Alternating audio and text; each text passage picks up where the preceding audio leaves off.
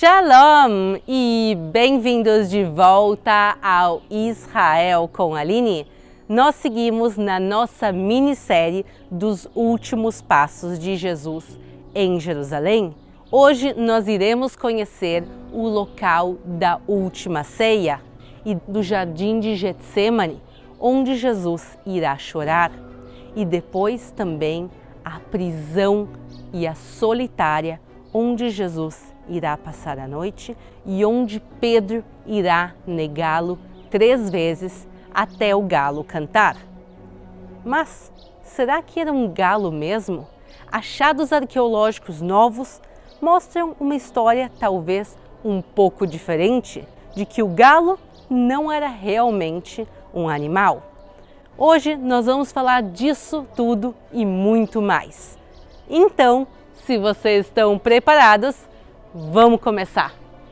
Aqui no canal nós começamos uma minissérie especial dos últimos passos de Jesus para celebrar a Páscoa aqui em Jerusalém. Hoje é o nosso 2º episódio. Eu vou deixar linkado todos os episódios aqui para vocês. E não esqueçam de se inscrever aqui no canal para não perder os próximos episódios. Estamos agora no Monte Sião, um local biblicamente falando muito importante, e aqui aconteceram muitas passagens bíblicas, mas nós viemos por uma passagem em especial, o local da última ceia, também conhecido como o cenáculo. Nós vamos agora subir e ver se é realmente aqui onde aconteceu a última ceia e também por que a gente está subindo para o 2º andar. Vamos lá!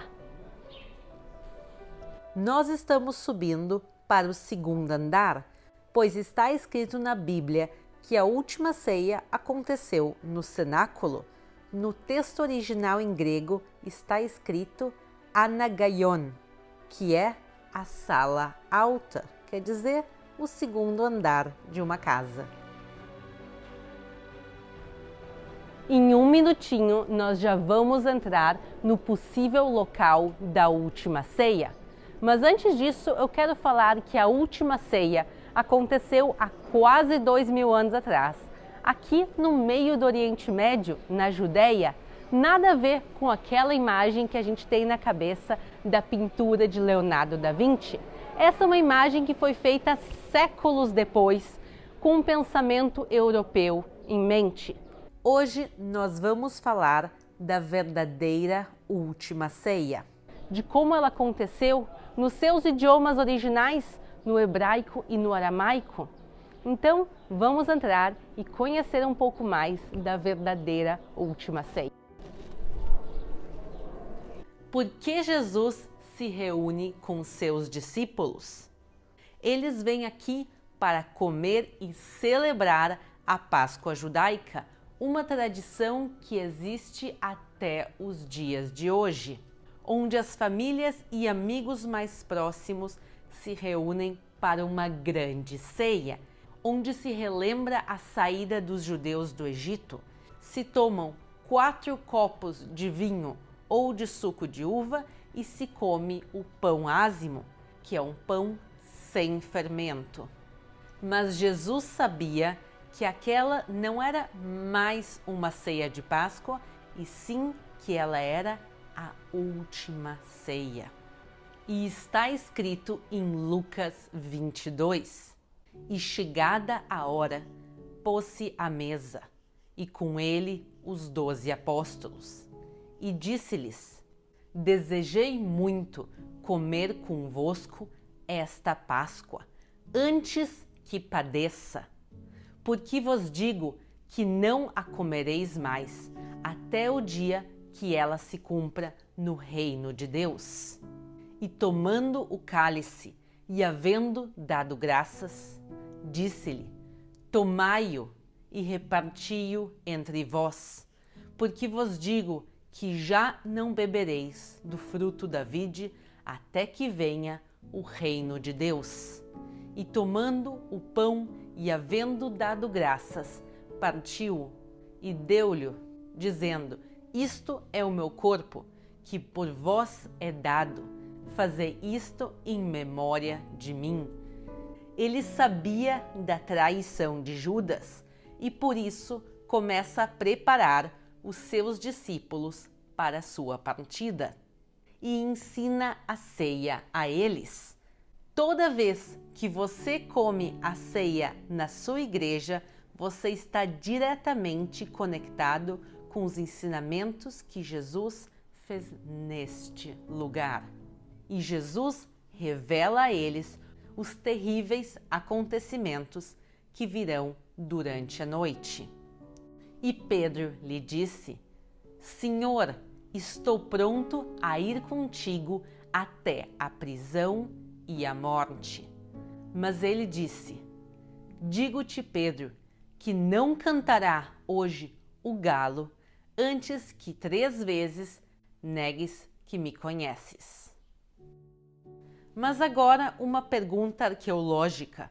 Foi aqui realmente que aconteceu a última ceia e a conversa entre Pedro e Jesus? Há tradições orais que falam desse local como local da última ceia há muito tempo. No ano de 382 foi construída aqui a Igreja dos Apóstolos. E antes disso, o lugar já funcionava como uma sinagoga que era frequentada por judeus e judeus cristãos. Quer dizer que já nos primeiros séculos, esse aqui era um local onde os seguidores de Jesus vinham orar. Mas, infelizmente, o edifício foi destruído e reconstruído várias vezes. Por isso, o que vemos aqui, na sua maioria, é do período cruzado. Mas algumas partes que se encontram no andar de baixo ainda são originais do período romano.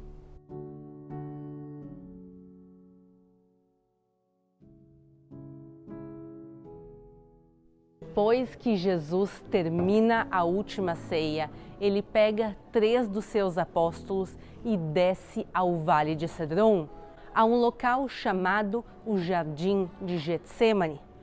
Entre as árvores do Jardim de Getsêmani é onde Jesus veio orar, passar a sua agonia e também suar sangue. Vejam quão especial é esse local para ser escolhido por Jesus. De tantos lugares que tem em Jerusalém, ele escolheu vir aqui. E temos aqui oliveiras de mais de 2000 anos, que são testemunhas vivas do que aconteceu neste lugar. E enquanto Jesus orava, chega aqui Judas Iscariotes e dá o beijo da traição. E então Jesus vai ser preso e levado à casa de Caifás, que fica no Monte Sião e para onde nós vamos agora. Vejam que incrível a porta dessa igreja. Eu vou fechar para vocês conseguirem ver melhor. Aqui nós conseguimos ver a representação da passagem que aconteceu não aqui, mas na última ceia que nós acabamos de ler. Eles estão aqui jantando, enquanto isso Jesus prevê as 3 negações de Pedro. O que vai realmente se cumprir nesse local. Aqui, pessoal, vai ser um dos momentos mais difíceis da vida de Jesus. A prisão dele e também a negação pelo seu companheiro mais próximo, Pedro. Vamos entrar e conhecer mais dessa história tão difícil.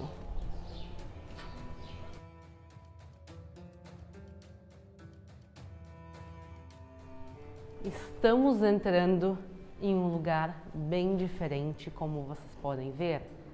Isso aqui era uma prisão nos tempos de Jesus. Nós conseguimos, inclusive, aqui ver algumas das celas. E em cima, os buracos onde eram amarradas as cordas para prender as pessoas. Tem uma coisa que não faz muito sentido. Por que o sumo sacerdote, que é um líder religioso, tem uma prisão ao lado da casa dele? Por que ele tem soldados à disposição dele?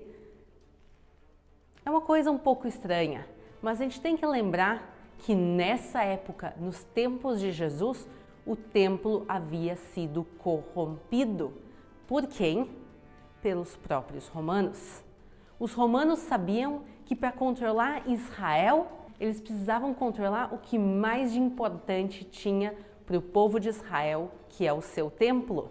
Então os romanos matam o sumo sacerdote de Israel e começam a substituir o sumo sacerdote por sacerdotes que são amigos da causa de Roma, se pode dizer.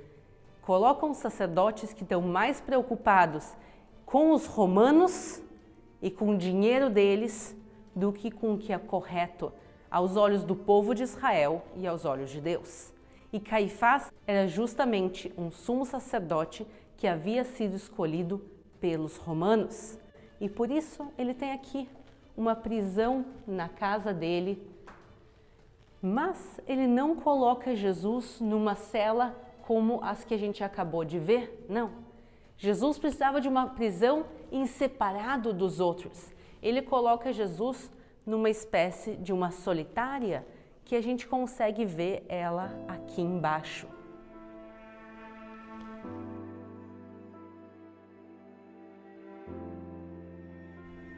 E agora juntos nós vamos descer à prisão onde Jesus foi colocado.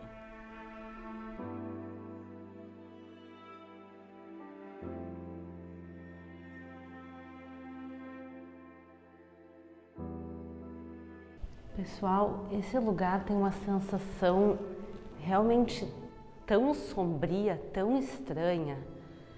Eu quero explicar para vocês que essa escada que eu estou descendo, ela não existia. Nos tempos de Jesus, isso aqui realmente era um buraco que não tinha escapatória, não tinha como sair sem que alguém jogasse uma corda ou descesse uma escada até esse local. E dá para entender um pouco do sofrimento de Jesus nesse local. Primeiro, ele foi traído por Judas, um dos 12 apóstolos, aquela pessoa que era tão próxima a ele, que acompanhou ele durante praticamente 3 anos. Ele vai e trai ele por 30 moedas de prata.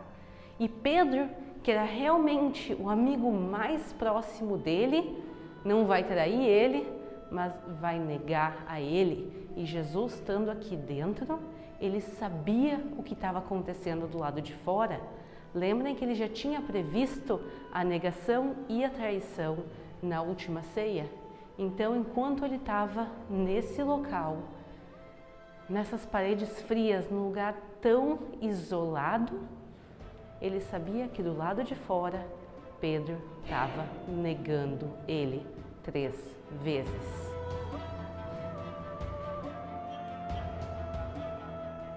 Mas como eu posso afirmar que essa prisão justamente foi a prisão que Jesus foi colocado?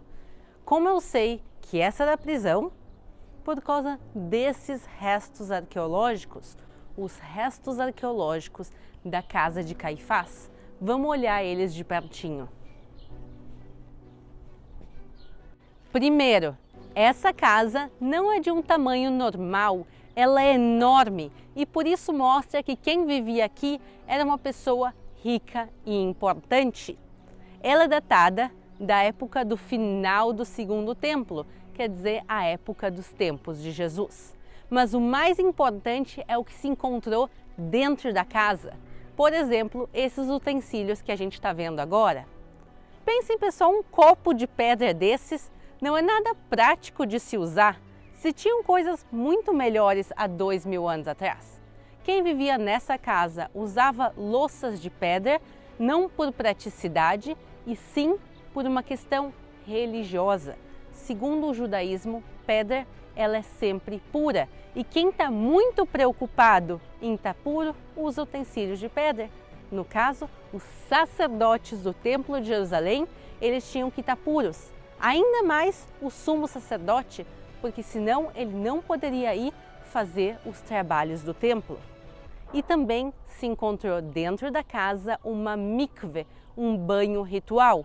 Os judeus iam na mikve também antes de subir ao Templo de Jerusalém. E tem muitas mikves aqui em Jerusalém que são públicas, que qualquer pessoa podia ir lá e usar.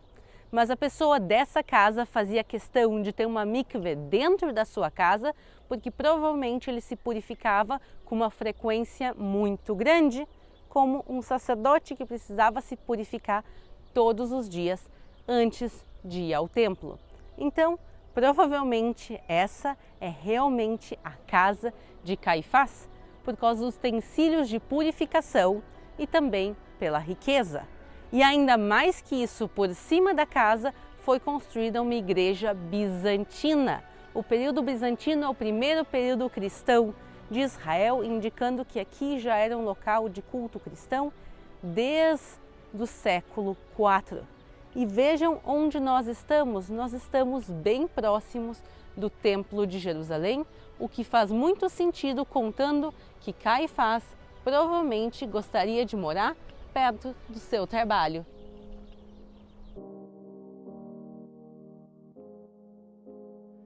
Pessoal, eu acabei de ouvir um galo cantando aqui e eu vou aproveitar esse momento para falar para vocês da questão do galo. Tem duas teorias em relação ao galo. A primeira, eu imagino que vocês todos já tenham ouvido, que o galo era realmente um animal e que ele canta 3 vezes. Mas a gente sabe que não tinham galos dentro de Jerusalém na época do templo. Por quê? Porque animais são uma coisa suja e impura. Não quer cocô de animais aqui no local de santidade, onde as pessoas estavam puras subindo ao Templo de Jerusalém. A gente está bem próximo dele. Vocês conseguem ver onde está a cúpula dourada? É o local que ficava o Templo de Jerusalém. Então, dentro das muralhas era proibido criar animais. Já que a gente não está muito longe de onde ficavam as muralhas, pode ser que Pedro realmente ouve um galo cantar do lado de fora das muralhas, como eu também ouvi agora há pouco. A segunda teoria fala que o galo não era um animal, e sim era um homem, uma pessoa. E vamos conhecer um pouquinho dessa teoria agora. Há 2000 anos atrás, no Templo de Jerusalém, havia um levita que era encarregado de acordar os sacerdotes e avisar do início dos serviços no templo. Como ele fazia isso? Ele fazia isso tocando uma trombeta e ele era apelidado de galo. Nós sabemos isso também pela tradição oral judaica que se chama a Mishnah. E em escavações arqueológicas ao lado do Templo de Jerusalém se encontrou esta pedra, que era a ponta superior do templo, que com o tempo ela caiu, e nela está escrito em hebraico Lebeit Atkiyah, o local do toque da trombeta. Quer dizer, exatamente aqui é onde esse levita tocava a trombeta. E agora vamos ler de novo o versículo de Lucas 22. Mas ele disse: digo-te, Pedro, que não cantará hoje o galo antes que 3 vezes negues que me conheces. Vejam que Jesus não fala que quando um galo cantar, e sim ele fala do cantar do galo. Quer dizer, ele provavelmente se refere a um galo específico.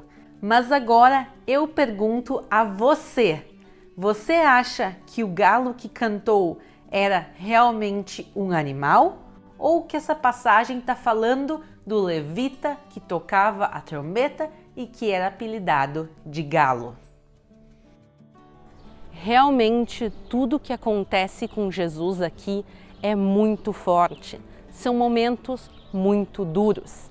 E depois de passar toda a noite nessa prisão, Jesus pela manhã vai ser amarrado e levado pelos soldados por essa rua para a parte central da cidade velha de Jerusalém, onde ele vai ser mais tarde julgado por Pôncio Pilatos.